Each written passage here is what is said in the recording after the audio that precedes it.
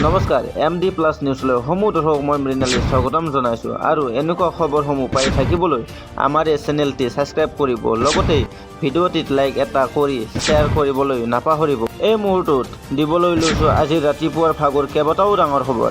ৰাজনীতিৰ আটাইতকৈ ডাঙৰ খবৰ, গৌৰৱ গগৈৰ বিৰুদ্ধে পুনৰ এবাৰ আক্ৰমণৰ ওপৰত দেখিবলৈ পোৱা গৈছে। ৰাজ্যৰ মুখ্যমন্ত্ৰী ডক্টৰ হিমন্ত বিশ্ব শৰ্মাৰ ফালৰ পৰাই কোৱা হৈছে যে অসমীয়া মানুহ সহজ সৰল কাৰণে গৌৰৱ গগৈ চলি আছে। মই যি ক'ব লগা আছে গৌৰৱ গগৈৰ বিৰুদ্ধে 10 ছেপ্টেম্বৰত সকলোখিনি খুলি কম বুলি স্পষ্ট কৰি দিছে ডক্টৰ হিমন্ত বিশ্ব শৰ্মাই। Big political news. নিজৰ সন্তানকে ভাৰতীয় কৰি ৰাখিব পৰা নাই গৌৰৱ গগৈয়ে। ভাৰতীয় নাগৰিকক দ্বিতীয় শ্ৰেণীৰ নাগৰিক বুলি ভাবে গৌৰৱ গগৈয়ে। ভাৰতক তলৰ পৰ্যায়ৰ দেশ বুলি সন্তানক শিকাইছে গৌৰৱ গগৈয়ে। অসমীয়া মানুহ সহজ সৰল কাৰণেহে গৌৰৱ গগৈ চলি আছে। যি ক'ব লাগে 10 ছেপ্টেম্বৰত মই সকলো কম, বিস্ফোৰক মন্তব্য ডক্টৰ হিমন্ত বিশ্ব শৰ্মাৰ। ফাইনেলটো দূৰৰে কথা, কোৱাৰ্টাৰ ফাইনেলো খেলিব নোৱাৰে কংগ্ৰেছে। 26ৰ নিৰ্বাচন বাদ দি কেইদিনমান পিছত 2021 চনৰ নিৰ্বাচনৰ কথা ক'ব কংগ্ৰেছে।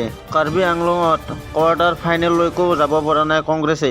গৌৰৱ গগৈক টাৰ্গেট কৰি পুনৰ বিস্ফোৰণ মন্তব্য মুখ্যমন্ত্ৰী ডক্টৰ হিমন্ত বিশ্ব শৰ্মাৰ। আন এটা, আজিৰ দিনটোত এটা ডাঙৰ খবৰ, নিষিদ্ধ মাংস হওক বা বিশেষ মাংস হওক, মন্দিৰ হওক বা নামঘৰ হওক বা মছজিদ হওক, কোনো এনে কাম কৰিব নালাগে, কোনো এনে ধৰণৰ কাম কৰিব নালাগে। আইন হাতত কোনো তুলি নল'ব। বিশেষ মাংস পেলালেও আন্দোলন হ'ব বা নিষিদ্ধ মাংস পেলালেও আন্দোলন হ'ব। আন্দোলন কৰিলেও কিন্তু কোনো আইন হাতত তুলি নল'ব। এই কাম কৰাটোৰ বিৰুদ্ধে ব্যৱস্থা গ্ৰহণ কৰা হ'ব ৰাজ্য চৰকাৰৰ তৰফৰ পৰা। মুখ্যমন্ত্ৰী ডক্টৰ হিমন্ত বিশ্ব শৰ্মা আজিৰ দিনটোত এই মাংস বিতৰ্কক লৈ কৰিছে ডাঙৰ মন্তব্য। Big news. আমাক নিষিদ্ধ মাংসও নালাগে, বিশেষ মাংসও নালাগে। নামঘৰ মছজিদত মাংস পেলালেই লোৱা হ'ব কঠোৰ একশ্যন। মন্দিৰ মছজিদত মাংস পেলোৱা কাণ্ড বন্ধ হ'ব লাগে। এই কাম কৰাসকলক শীঘ্ৰেই গ্ৰেপ্তাৰ কৰা হ'ব। নিষিদ্ধ মাংস পেলালেই বিশেষ মাংসও পেলাব, নিষিদ্ধ মাংসও পেলাব নালাগে, বিশেষ মাংসও পেলাব নালাগে। নামঘৰতো মছজিদ ক'তো মাংস পেলাব নালাগে। অসমত শান্তি আৰু প্ৰগতি লাগে, মাংস বিতৰ্ক নালাগে। নিষিদ্ধ বা বিশেষ মাংস পেলালেও আন্দোলন হ'ব। কোনোৱে এইবোৰ কৰি আইন হাতত তুলি নল'ব। আইন হাতত তুলি ল'লেই লোৱা হ'ব ব্যৱস্থা। মাংস বিতৰ্কক লৈ মুখ্যমন্ত্ৰী ডক্টৰ হিমন্ত বিশ্ব শৰ্মাৰ মন্তব্য। আন এটা এই মুহূৰ্তত ডাঙৰ খবৰ, 10 জুলাই সৰ্ববৃহৎ উচ্ছেদ অভিযান চলিব গোৱালপাৰাত। গোৱালপাৰাৰ হাছিলা বিলৰ পিছতে এইবাৰ বিদ্যাপুৰত চলিব উচ্ছেদ অভিযান। উচ্ছেদ অভিযানৰ বাবে সাজু কৰি ৰখা হৈছে এতিয়া শ বুলডজাৰ। হাজাৰো অধিক আৰক্ষীৰ টহল এতিয়া উচ্ছেদস্থলীত। হাহাকাৰ লাগিছে, বুকু কঁপি উঠিছে এতিয়া অবৈধ বেদখলকাৰীৰ। লৈ আহিছোঁ এই মুহূৰ্তত ডাঙৰ খবৰ। 10 জুলাইত গোৱালপাৰাত হ'ব সৰ্ববৃহৎ উচ্ছেদ। সাজু কৰা হৈছে শ বুলডজাৰ। হাজাৰো অধিক আৰক্ষীৰ টহল এতিয়া। কৃষ্ণাৰ বিদ্যাপাৰা বেতবাৰীত উচ্ছেদ অভিযান চলোৱাৰ বাবে সাজু বিশাল আৰক্ষী বাহিনী। পাইকান সংৰক্ষিত বনাঞ্চলত অবৈধভাৱে বাস কৰা লোকৰ বিৰুদ্ধে চলিব উচ্ছেদ অভিযান। ইতিমধ্যে বৃহৎ সংখ্যক আৰক্ষীৰ দল আহি উপস্থিত হৈছে কৃষ্ণাত। 138 হেক্টৰ ভূমিত চলিব প্ৰশাসনৰ বুলডজাৰ। উচ্ছেদ কৰিবলৈ জাননী জাৰিৰ সমান্তৰালকৈ কৰা হৈছে মাইকিং। ইতিমধ্যে টালি টোপোলা বান্ধি ঘৰ এৰিছে একাংশ বেদখলকাৰীয়ে। বাতৰিটোলৈ মন কৰিব। ধুবুৰীত চাপৰত চলা সৰ্ববৃহৎ উচ্ছেদ অভিযানৰ মাজতে ভয়ংকৰ ঘটনা সংঘটিত দেখিবলৈ পোৱা গৈছে।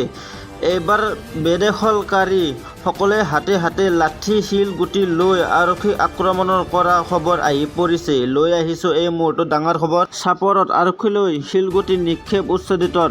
চাৰুৱা বাকৰাত শ উচ্ছেদিত ওলাই আহিল লাঠি জোং লৈ। প্ৰশাসনৰ উচ্ছেদিত বাধা দি উত্তেজিত লোকে ভাঙিলে বুলডজাৰ। একাংশ পুৰুষ মহিলা চৰকাৰৰ প্ৰশাসনৰ বিৰুদ্ধে উজাৰিলে ক্ষোভ।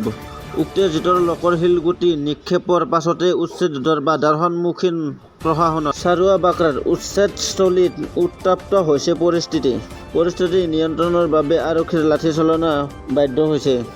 শ আৰক্ষী নিৰাপত্তালৈকো একেৰেপ কৰা নাই একাংশ উত্তেজিত লোকে। চাপৰত আৰক্ষীলৈ শিলগুটি নিক্ষেপ উচ্ছেদিতৰ।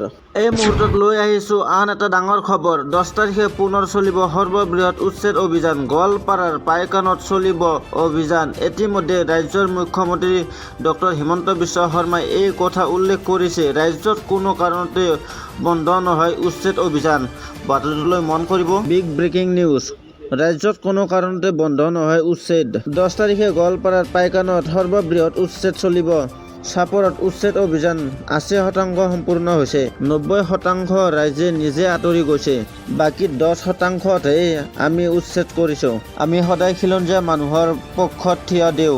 অখিল গগৈয়ে সদায় এটা বিশেষ সম্প্ৰদায়ৰ পক্ষত থিয় হয়। আমি আমাৰ লাইনত থাকিম, তেওঁ তেওঁৰ লাইনত থাকক। উচ্ছেদিতৰ সময়ত কংগ্ৰেছে ভোটৰ কাৰণে বিৰোধিতা কৰে। অসমৰ যিমান ভূমি বেদখল হৈছে সেয়া সম্পূৰ্ণৰূপে উচ্ছেদ হ'বই। 10 তাৰিখে গোৱালপাৰাৰ পাইকানত উচ্ছেদ চলিব। পাইকান ৰিজাৰ্ভ ফৰেষ্ট সম্পূৰ্ণৰূপে বেদখলমুক্ত হ'ব। উচ্ছেদক লৈ মুখ্যমন্ত্ৰী ডক্টৰ হিমন্ত বিশ্ব শৰ্মাৰ ডাঙৰ মন্তব্য।